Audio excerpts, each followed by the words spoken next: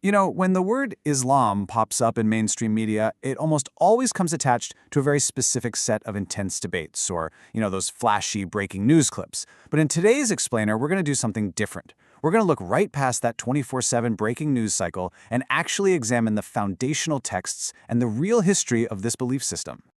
So what is the actual truth here? Well, if we just put aside the cable news talking points for a few minutes, we can look at 5 objective, purely factual tenets of Islam. This whole explainer is really just about clarity. We want to look directly at the source material to see what this belief system literally teaches, without all the extra noise. So here is our roadmap for today. We're going to cover 1, the love for Jesus, 2, the true meaning of jihad, 3, women's rights, 4, the zakat wealth system, and finally 5, the Quran and science. Let's dive right in. Starting with number 1, the love for Jesus, or Prophet Isa. Now, this might actually shock a lot of folks in the West, but Muslims have an immense amount of love and respect for Jesus. In Islam, Jesus, known as Prophet Isa, is incredibly revered. He is seen as one of God's absolute most vital prophets. In fact, believing in Jesus is a core fundamental requirement of the faith. You literally cannot even be considered a Muslim without this deep, abiding respect for him. No exceptions.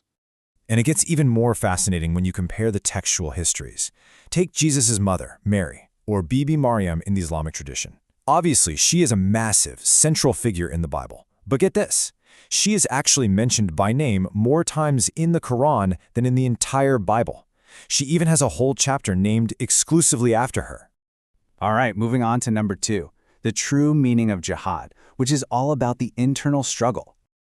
Okay, so the term jihad is probably one of the most misunderstood words out there. Hollywood and popular media almost exclusively associated with hostility and warfare. But if you look at the literal Arabic translation, it simply means to struggle or to strive. That's it.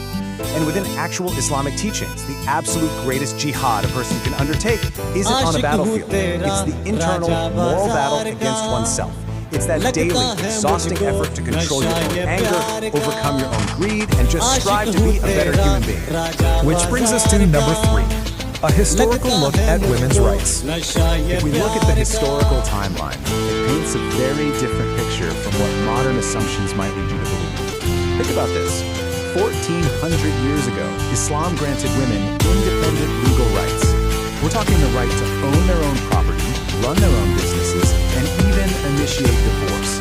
To really put that chronology into perspective for us today, women in the United States were not granted full independent property rights across all states until the late 1800s. It's a pretty massive historical contrast, right? Let's look at point number 4 now, the zakat wealth system and economic justice. Zakat is usually just translated loosely as charity, but honestly, it is so much more than that. It is a highly structured, practical global wealth distribution system. Basically, every eligible Muslim is required to give exactly 2.5% of their accumulated stagnant wealth to the poor every single year. Now, 2.5% sounds tiny, right? It's a super small percentage of retained wealth, but the intended impact is literally monumental. Just consider this for a second. If the billionaires of the world today applied this exact 2.5% system to their hoarded wealth, global poverty could theoretically be entirely eradicated. It's wild to think about. Finally, we are at number 5, the Quran and science and some incredible modern discoveries. We are constantly told that religion and science are total opposites, right? Like they just can't mix. But the Quran actually explicitly encourages humanity to observe and study the natural world. Here's a perfect example. Modern astronomy only figured out that our universe is expanding in the 20th century. Yet, the text of the Quran detailed the expansion of the universe 1,400 years before modern telescopes ever even caught up to the concept. And that incredible foresight, it extends straight into biology too. The ancient text explicitly states that the origin of all living things is water. Again, this was recorded 14 centuries before anyone ever invented the microscope, or before we had any modern understanding of cellular biology. It was just already there in the text. You know, people always say that education is the ultimate destroyer of fear, and I think that's absolutely true. By looking directly at the objective text in this explainer today, from the shared reverence for Jesus to the internal struggle of jihad, historical rights, economic justice, and crazy scientific foresight, we see a picture that is vastly different from the common assumptions we see on TV. So I'll leave you with this thought. If education really does destroy fear, what else have we completely misunderstood?